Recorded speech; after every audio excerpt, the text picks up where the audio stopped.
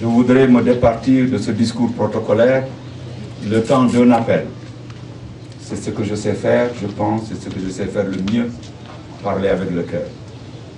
Population de Casamance, dans quelques jours, se tiendra ici à Ziguinchor le prochain Conseil des ministres de la République du Sénégal. Occasion ne saurait être pour nous plus grande que de lancer depuis Ziguinchor un appel à la paix, un appel aux retrouvailles pour tous les fils et toutes les filles du Sénégal. Nous l'avons dit tout à l'heure à Gouraf, il ne saurait plus y avoir, depuis le 25 mars 2012, deux catégories de Sénégalais. Cela devrait s'estomper. Les Sénégalais à part entière et les Sénégalais entièrement à part.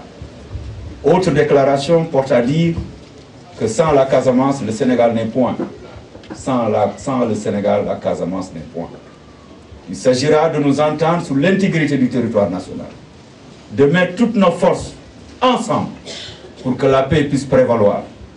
Les efforts incessants de la communauté internationale seraient vains si entre nous, nous ne regardions pas les yeux dans les yeux pour savoir que trop c'est trop.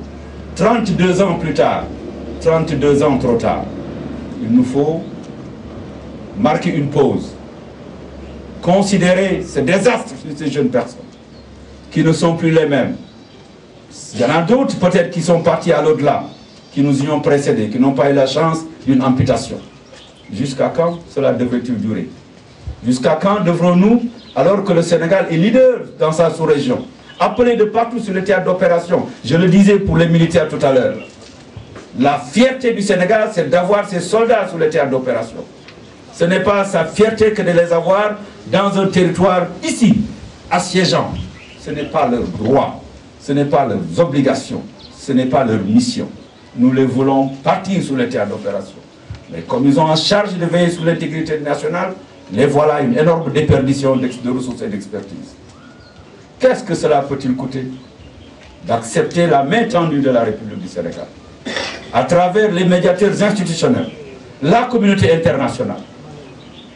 Partout que nous allons, ce qui s'est passé au Sénégal le 25 mars est magnifié. La seule tache noire dans notre pays, c'est le problème du Sud, qui dure depuis 32 ans, et qu'on nous fait devant nos partenaires toujours baisser les yeux, devant le fait que l'on magnifie notre démocratie, voilà que nous n'arrivions même pas à faire la paix chez nous, alors qu'on nous demande de la faire ailleurs. C'est pour cela, au nom du président de la République, du Premier ministre et de l'ensemble du gouvernement, je lance un appel à toutes les forces impliquées dans cette affaire malheureuse, découlant d'un simple malentendu, mal géré depuis plusieurs années, que l'on se retrouve enfin, pour qu'ils sachent que c'est des Sénégalais qui parlent à d'autres Sénégalais. Toutes deux catégories entièrement sénégalaises. Cela devrait se faire et il n'y a pas de délai pour y arriver. Il faudrait le faire hic et nank, ici et maintenant. Il faudrait le faire en se délestant de tout ce qui est subjectivité, en comprenant que l'avenir nous engage tous et que nous avons obligation demain, en rendant le pouvoir à ceux-là qui nous succéderont, de le leur rendre en bien meilleur état que nous l'ayons reçu de nos prédécesseurs. Si nous n'arrivons pas à faire la paix en Casamance, quand le moment viendra pour le président Macky Sall de passer le pouvoir à quelqu'un d'autre, sur lequel porterait les suffrages des Sénégalais, je puis vous assurer que nous n'aurons pas réussi notre mission.